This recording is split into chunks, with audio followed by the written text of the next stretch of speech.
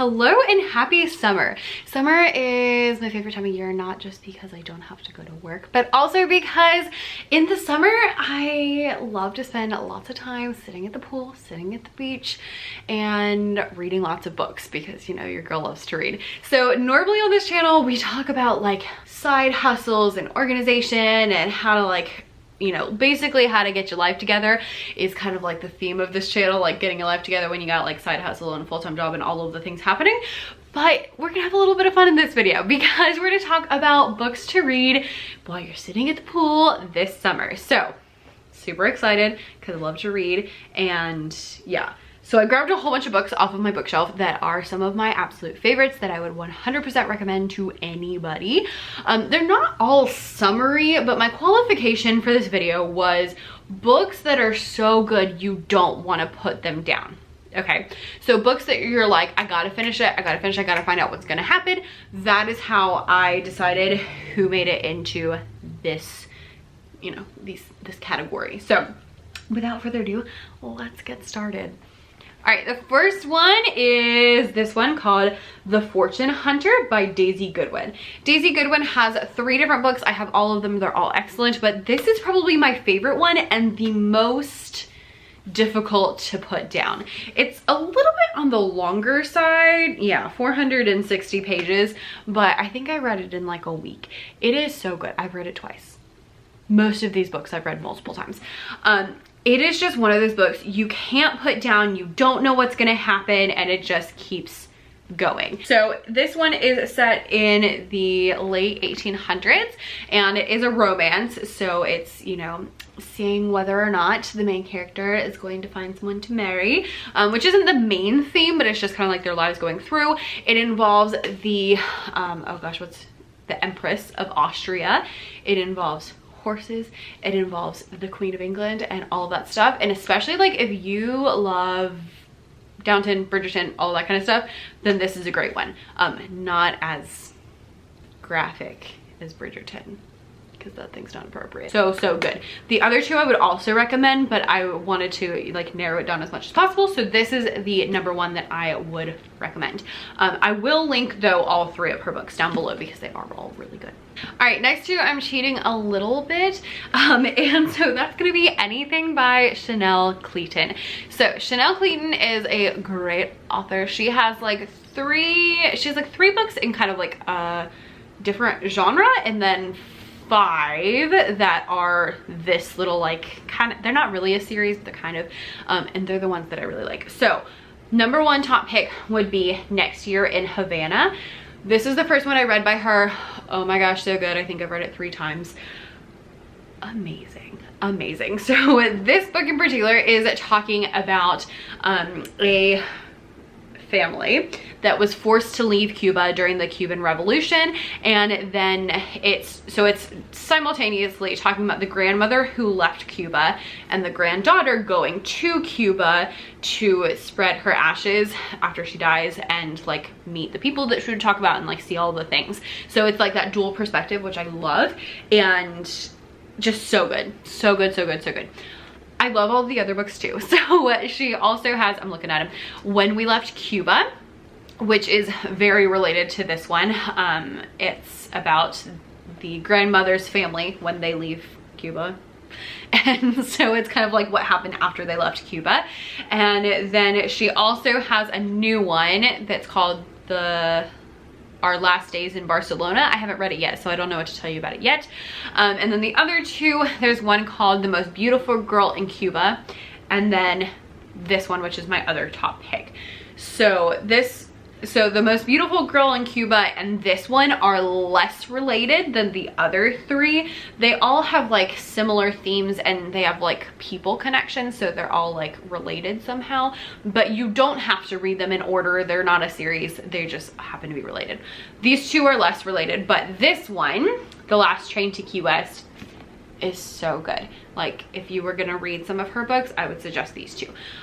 This one is written in 3 perspectives. It's following 3 different girls. So one is the aunt, I think, of the grandmother in this book, who gets married, and then one is a girl who's in a really abusive relationship in Key West. So the girl gets married, leaves Cuba. The other's a girl in a abusive relationship in Key West. And then the third is a girl who is from New York who comes down trying to find her brother. So they all kind of meet in Key West, and it's set during one of the biggest hurricanes that has like ever made US landfall. So good, so good. Not just because I'm obsessed with Key West, but it's so good. So really highly recommend, if you're gonna read any of her books, I would go with these two, but really I would recommend all of them because they've all been amazing. Also, I like her because she writes a lot of books. So I like a good, I like a busy author who like writes a lot of stuff, and she's had a new book out the last 3 years, possibly before that, but I discovered her 3 years ago, and then she had a new book coming out then, and then she had a new book coming out last year, and she had a new book come out this year, and I'm like, yes, please, prolific authors that give me lots of stuff to read, let's do it. So I'm super excited to read her new one. Anything by her is amazing. Read them all, read them all. Next up is a little change of pace, and that is Ernest Hemingway's Green Hills of Africa. I have a strange love for Mr. Hemingway. My husband and I went to the Keys on our honeymoon, and we went to Key West, we went to Hemingway's house, and I just have been obsessed ever since. So Hemingway lived many places, but he lived in, this one has a little sticker, I got it at the Hemingway house, but he has tons of books. I've read a lot of them, not all of them, but this one's my favorite, and it's not like a really popular one, which is why I wanted to suggest it, but it's just, I don't know, I just really like it for some reason.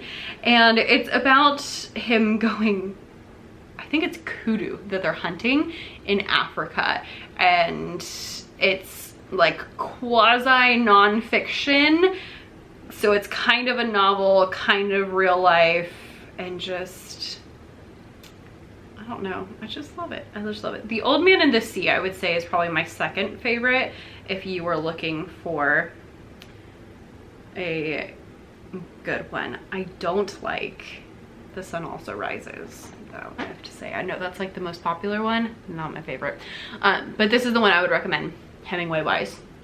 Green Hills of Africa, because we're going on safari. Who doesn't want to go on safari? All right, next one is gonna share, I have weird, strange obsessions. The Keys and ancient civilizations. I love and geek out on ancient civilizations. One of my favorite classes I took in college was Civilization 1, because we went from like the first people to like all of the ancient civilizations of, you know, ancient China and ancient Egypt and the Maya and all of those people, and including ancient Greece. I have a super huge fascination with ancient Greece, probably out of all of the ancient places that I'm obsessed with. Like, I watch documentaries about ancient cultures because it's fascinating.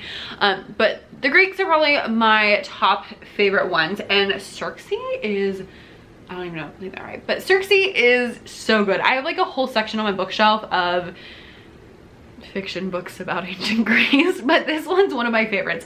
It is impossible to put down. It is so fascinating, and it gives such a good life to Miss Circe, who does not get a lot of, you know, credit or interest in ancient cultures. So Circe, if you are not aware, is a nymph who lives on an island, and she's best known for, in the Odyssey, trapping Odysseus on her island for like 2 years. But in the book, it gives so much like backstory and just so much life to this character. I love when there's like a character that gets, you know, kind of slighted in other books, but in this one she gets all the props. It's so fascinating. There's so many twists, so many turns. It's so interesting. Highly recommend Circe. She also has a book called The Song of Achilles, which is also really good, but Circe I do prefer, so that's why that's the one that made it onto the list. Next one is maybe not the best summer read, but I just had to include it because your girl loves Daphne du Maurier. Daphne du Maurier is one of my absolute favorite authors, which is funny because she's very different than others. And I was actually going to suggest Rebecca, but then I realized that I lent my friend Rebecca, so I don't have it here. So instead I'm going to say that you should read My Cousin Rachel, because I could not put this book down. Now, the reason I said it's probably not the best summer read is that it takes place, I think, in the winter.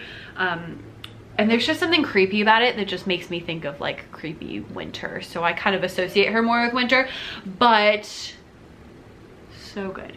Daphne du Maurier writes these stories that are like, you don't really know what's happening and you don't know what's real and what's not real. And like, are there ghosts? Are there not ghosts? Is this really happening? Is it not really happening? I don't know.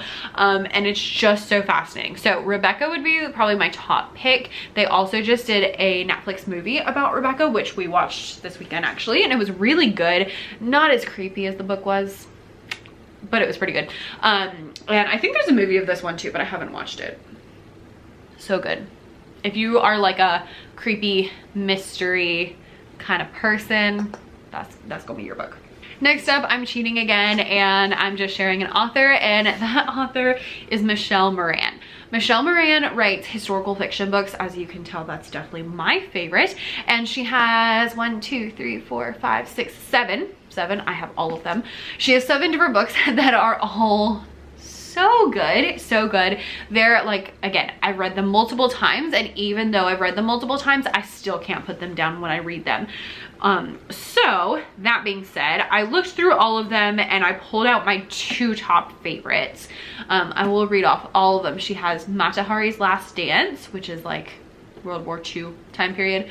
The Rebel Queen, which is an Indian queen in the 1800s. She has, I can't read the other one. Something about an empress. That one's good. It's about Napoleon's wife, I believe.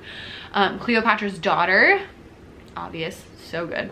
I think that was the first one I read by her. Madame Tussaud, who was the wax figurist during the French Revolution, who like made all the, like Madame Tussauds is like a wax figure museum. It's about her.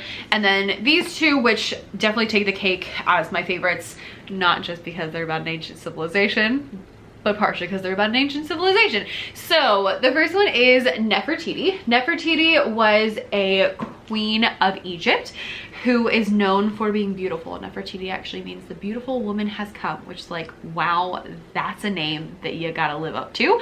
And she was married to, ooh, who was her wife? Who was her husband? And she was married to Amonhotep. I don't know how to say that. Amonhotep, I think.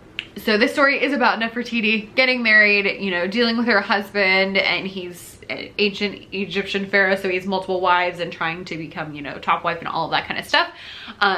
Super good, actually written from the perspective of her sister, which makes it extra interesting. So good, so good. Can't put it down. Now, I love to read this one and then read this one afterwards. So this book is called The Heretic Queen, and it is about Nefertiti's niece, who does become queen of Egypt as well, and dealing with kind of the aftermath of everything. So if you're not familiar with the story, Amenhotep was called a heretic because he like moves the capital to a different city and wants to worship a different god, and it's like a whole big thing, and it does not pan out well.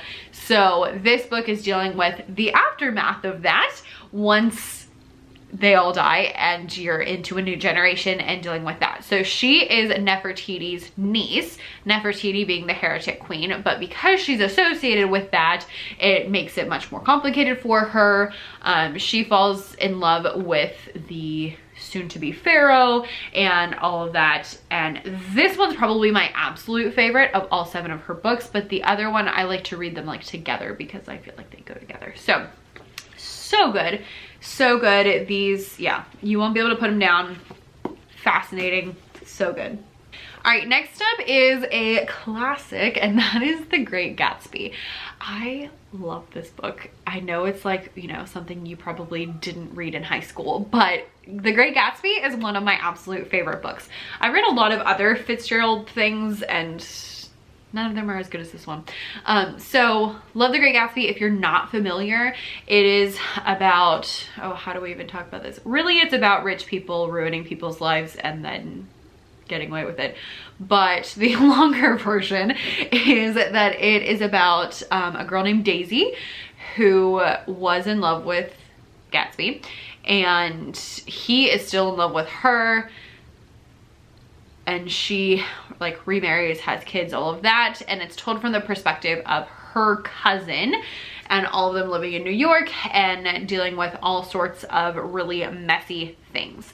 This book is so good. I absolutely love it. Can't put it down. It's really quick too. It's really short, and it is set in summer, which makes it even better as a summer beach read because it talks about how hot it is and it being the middle of summer, which really is so that it makes it more dramatic, but it makes it extra good. So highly recommend, especially if you've never read The Great Gatsby. You should definitely read it, or if you didn't read it when you were supposed to, go read it now because it's really good, and you can buy it on Amazon for ridiculously cheap because it is. And it's like, you know, 170 pages. Like, that's not bad at all. There is also a movie of The Great Gatsby that has Leonardo DiCaprio in it and Spider-Man. I don't remember his real name, but what I consider to be the original Spider-Man. And it's a really good movie. It's a little bit odd because they do like modern music, but it's set in the 20s, and like that disparity is a little strange, but it's a really good movie and I actually really like it as well. And last but not least, I'm gonna suggest Ophelia. Ophelia, if you are not aware, is a kind of a minor character in Hamlet, like Shakespeare's play, but in this book she gets her whole own backstory, and like I said, I love that. This one is by Lisa Klein, and it's actually, I think it's a young adult book, technically. I definitely read it in high school and I just loved it. It's so good.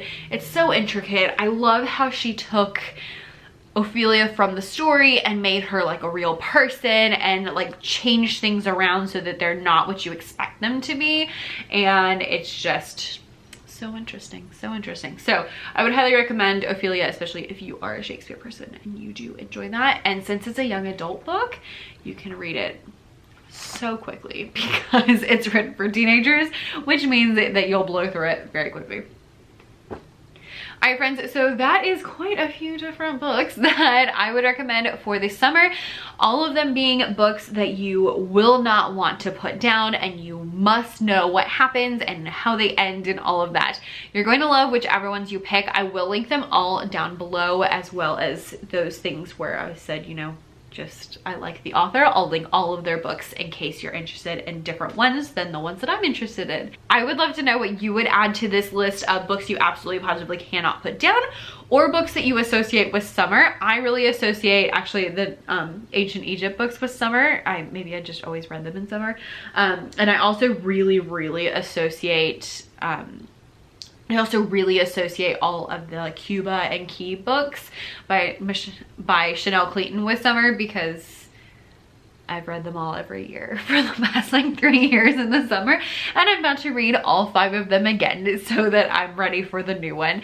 So with that being just, you know, fun little fact. I'll link all of those down below in case you are interested in grabbing one of them as your summer beach reads. And yeah, that should keep you entertained for quite a long time. So thanks so much for watching, and I'll see you next time. Bye.